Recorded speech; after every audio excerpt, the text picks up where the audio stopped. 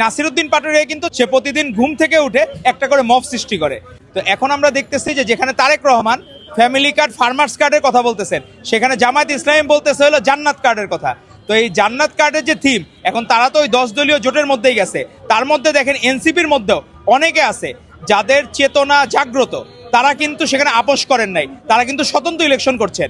অনেকে আছেন স্বতন্ত্র ইলেকশন, ব্যক্তিত্বের সাথে আপোষ করেন নাই, তো অনেক ব্যক্তিরা আছেন। কিন্তু নাসিরউদ্দিন পাটোয়ারির গতকাল যে ঠাকুর ঘরে কেড়ে আমি কলা খাই না, ব্যাকডোর দিয়ে তারা লীগ বা জাতীয় পার্টির ভোট ব্যাংক টানার চেষ্টা করছে কিনা, এটি বাংলাদেশের মানুষ জানতে চায়। যে আপনারা ব্যাকডোর দিয়ে এভাবে চান কিনা যে তাদের ভোটে আপনারা উইন করবেন, কিন্তু আপনারা আগে মানুষের মনে জায়গা করার চেষ্টা করেন।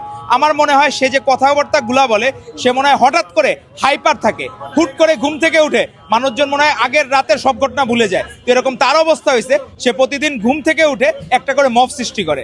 তো তার হচ্ছে কি যে আচরণগত যে বিষয়, তাকে দেখবেন তার যদি ক্যাম্পাস লাইফে একটা বন্ধুও যদি থাকে যে তারে ভালো ভালো তাকে অ্যাপ্রিসিয়েট করা, ওরকম কিন্তু অ্যাপ্রিসিয়েশনের কেউ নাই। তো আমরা তাকে অনুরোধ করবো, আপনি আগে সামাজিক হন, আপনি আগে মানুষের মনে কিভাবে জায়গা করতে হয়।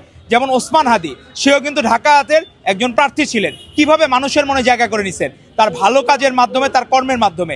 আপনিও এইভাবে ভালো কর্মের মাধ্যমে, শুধুমাত্র আপনি তাদেরকে হেনস্থা করে আপনার প্রতিদ্বন্দ্বী প্রার্থীকে, যে বিএনপির প্রার্থী হলে তাকে আমি হেনস্থা করবো, তো এই ধরনের আচরণ থেকে আপনি বের হয়ে আসেন। কারণ বিএনপির যিনি প্রার্থী, উনি এই এলাকার সন্তান, অনেক বছর যাবৎ আপনার প্লাস আপনার বাবারও হয়তো বা বাবারও সিনিয়র হবেন উনি। তো এখন তার প্রতি ওই শ্রদ্ধাবোধের জায়গাটা রেখে আপনি রাজনীতি করবেন। আর ব্যাকডোরে পলিটিক্স বাংলাদেশের মানুষ মেনে নেবে না। আপনাদের 10 দলীয় জোটের যে জান্নাত কার্ড দেওয়ার ধারণা নিচ্ছেন, এভাবে জান্নাত দিতে চাইলে বাংলাদেশের মানুষের কাছে আপনারা মুনাফিক হিসাবে, যেমন 71 রাজাকার হিসেবে স্বীকৃত হয়েছে, এবার মুনাফিক হিসাবে স্বীকৃত হবেন। ধন্যবাদ আপনাদের।